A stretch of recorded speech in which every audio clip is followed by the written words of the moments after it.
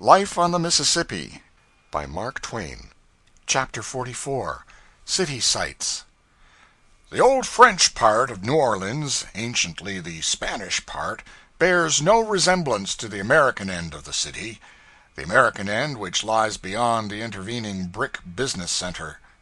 The houses are massed in blocks, are austerely plain and dignified, uniform of pattern, with here and there a departure from it with pleasant effect. All are plastered on the outside, and nearly all have long iron-railed verandas running along the several stories. Their chief beauty is the deep, warm, varicolored stain with which time and the weather have enriched the plaster. It harmonizes with all the surroundings, and has as natural a look of belonging there as has the flush upon sunset clouds. This charming decoration cannot be successfully imitated, neither is it to be found elsewhere in America. The iron railings are a specialty also. The pattern is often exceedingly light and dainty, and airy and graceful, with a large cipher or monogram in the center, a delicate cobweb of baffling, intricate forms wrought in steel. The ancient railings are handmade, and are now comparatively rare and proportionately valuable. They are become bric-a-brac. The party had the privilege of idling through this ancient quarter of New Orleans with the South's finest literary genius, the author of the Grandissimes. In him the South has found a masterly delineator of its interior life and its history.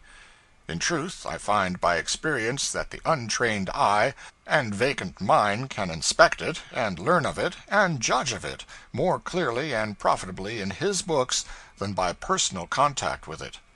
With Mr. Cable along to see for you, and describe and explain and illuminate, a jog through that old quarter is a vivid pleasure, and you have a vivid sense as of unseen or dimly seen things, vivid and yet fitful and darkling. You glimpse salient features, but lose the fine shades or catch them imperfectly through the vision of the imagination. A case, as it were, of ignorant near-sighted stranger traversing the rim of wide vague horizons of Alps with an inspired and enlightened long-sighted native. We visited the old St. Louis Hotel, now occupied by municipal offices. There is nothing strikingly remarkable about it, but one can say of it, as of the Academy of Music in New York, that if a broom or a shovel has ever been used in it, there is no circumstantial evidence to back up the fact. It is curious that cabbages and hay and things do not grow in the Academy of Music, but no doubt it is on account of the interruption of the light by the benches, and the impossibility of hoeing the crop except in the aisles. The fact that the ushers grow their buttonhole bouquets on the premises shows what might be done if they had the right kind of agricultural head of the establishment.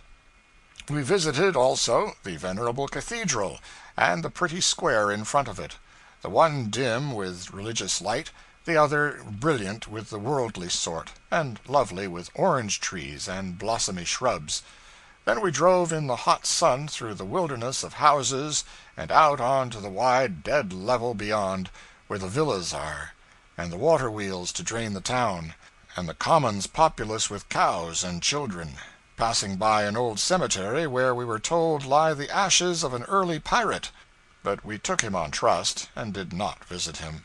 He was a pirate with a tremendous and sanguinary history, and as long as he preserved unspotted, in retirement, the dignity of his name and the grandeur of his ancient calling, homage and reverence were his from high and low. But when at last he descended into politics and became a paltry alderman, the public shook him, and turned aside and wept. When he died, they set up a monument over him, and little by little he has come into respect again. But it is respect for the pirate, not the alderman. Today the loyal and generous remember only what he was, and charitably forget what he became. Thence we drove a few miles across a swamp, along a raised shell road, with a canal on one hand and a dense wood on the other, and here and there in the distance a ragged and angular-limbed and moss-bearded cypress, top standing out, clear-cut against the sky, and as quaint of form as the apple trees in Japanese pictures. Such was our course, and the surroundings of it. There was an occasional alligator swimming comfortably along in the canal, and an occasional picturesque colored person on the bank, flinging his statue-rigid reflection upon the still water and watching for a bite. And by we reached the West End, a collection of hotels of the usual light summer resort pattern, with broad verandas all around, and the waves of the wide and blue Lake Pontchartrain lapping the thresholds.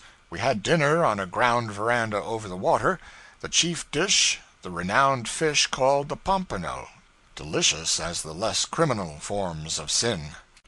Thousands of people come by rail and carriage to West End and to Spanish Fort every evening, and dine, listen to the bands, take strolls in the open air under the electric lights, go sailing on the lake, and entertain themselves in various and sundry other ways.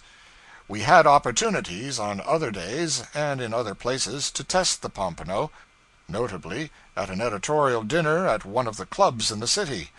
He was in his last possible perfection there, and justified his fame. In his suite was a tall pyramid of scarlet crayfish, large ones, as large as one's thumb, delicate, palatable, appetizing. Also deviled whitebait, also shrimps of choice quality, and a platter of small soft-shell crabs of a most superior breed. The other dishes were what one might get at Delmonico's or Buckingham Palace. Those I have spoken of can be had in similar perfection in New Orleans only, I suppose. In the West and South they have a new institution, the Broom Brigade. It is composed of young ladies who dress in a uniform costume and go through the infantry drill with broom in place of musket. It is a very pretty sight on private view. When they perform on the stage of a theater, in the blaze of colored fires, it must be a fine and fascinating spectacle. I saw them go through their complex manual with grace, spirit, and admirable precision. I saw them do everything which a human being can possibly do with a broom, except sweep. I did not see them sweep, but I know they could learn. What they have already learned proves that. And if they ever should learn, and go on the warpath down Chupitulas or some of the other streets around there, those thoroughfares would bear a greatly improved aspect in a very few minutes, but the girls themselves wouldn't, so nothing would be really gained after all. The drill was in the Washington Artillery Building. In this building we saw many interesting relics of the war. Also, a fine oil painting representing Stonewall Jackson's last interview with General Lee. Both men are on horseback. Jackson has just ridden up and is accosting Lee. The picture is very valuable on account of the portraits, which are authentic. But, like many another historical picture, it means nothing without its label, and one label will fit it as well as another. First interview between Lee and Jackson. Last interview between Lee and Jackson. Jackson introducing himself to Lee. Jackson accepting Lee's invitation to dinner. Jackson declining Lee's invitation to dinner with thanks. Jackson apologizing for a heavy defeat. Jackson reporting a great victory. Jackson asking Lee for a match. It tells one story, and a sufficient one, for it says quite plainly and satisfactorily, here are Lee and Jackson together. The artist would have made it tell that this is Lee and Jackson's last interview, if he could have done it, but he couldn't, for there wasn't any way to do it. A good legible label is usually worth for information a ton of significant attitude and expression in a historical picture. In Rome, people with fine sympathetic natures stand up and weep in front of the celebrated Beatrice Cenci the day before her execution.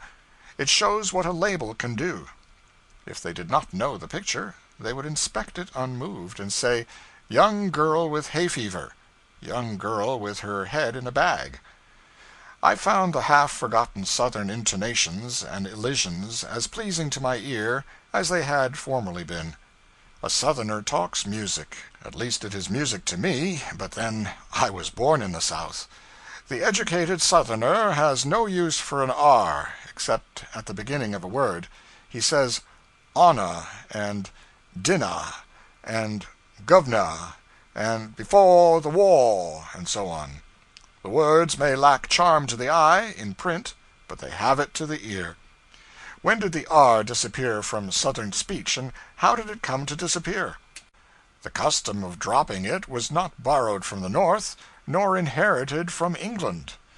Many Southerners, most Southerners, put a Y into occasional words that begin with the K sound.